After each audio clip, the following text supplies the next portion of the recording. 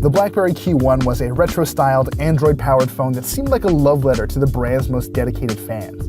The new BlackBerry Motion is a little different. It trades the keyboard and the cramped display for a full touchscreen design that has a personality distinct from the Alcatel Idol knockoffs we got last year. But how well does the BlackBerry Motion actually hold up to scrutiny? Let's take a closer look.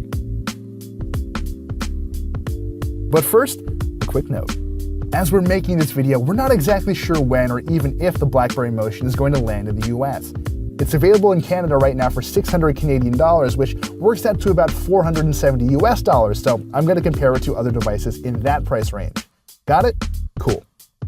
Now it's a little odd, but I actually dig the BlackBerry Motion's design. It's conservative in that way BlackBerries always are, but we're left with a handsome blend of glass and aluminum and plastic that comes together surprisingly well. Strangely, BlackBerry Mobile rounded the phone's top edge while leaving the bottom one flat, which gives the Motion its own sense of character. I think the phone looks better than it feels though. The Motion sides make the thing feel a bit boxy and utilitarian when you're holding it. At least it's rated IP67 for water and dust resistance.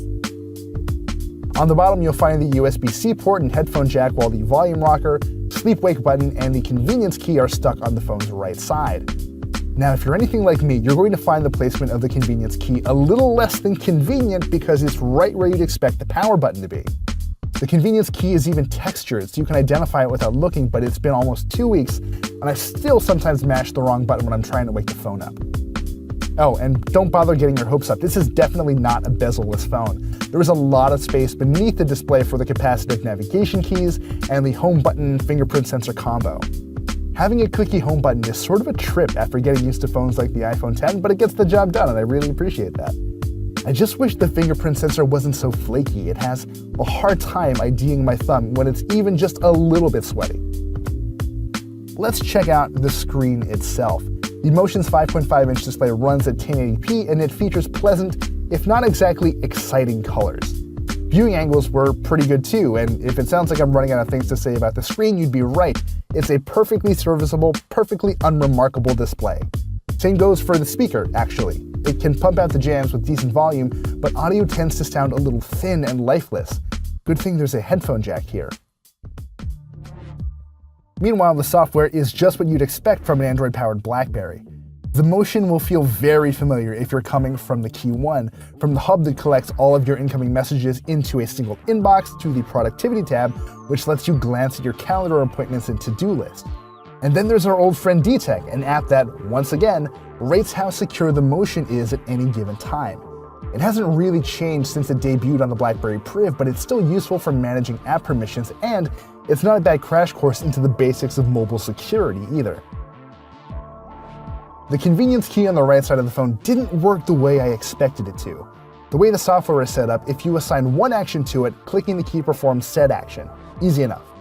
The thing is, you can assign up to 3 actions to the key, and if you do, you'll get a little pop-up window with those shortcuts next to the button. It's a neat touch, but it does make me miss the Key 1's keyboard a bit. You could use just about every button on that thing's keyboard as a convenience key. The only other new software addition of note is a locker feature that lets you securely store your sensitive files. Moving things into the locker is easy enough. Just open up the Files app and select some things and hit lock. More interesting is how you can snap a photo with the camera using your fingerprint sensor instead of the shutter button. That move sends the resulting shot straight into the locker. It's great if you like to shoot, let's say racy photos, but that's not really my speed. It's just as well too, since the Motion's 12-megapixel camera turned out to be a bit of a disappointment. Under the right conditions, it's capable of producing some relatively impressive-looking photos. When the light is anything less than optimal though, expect some trouble.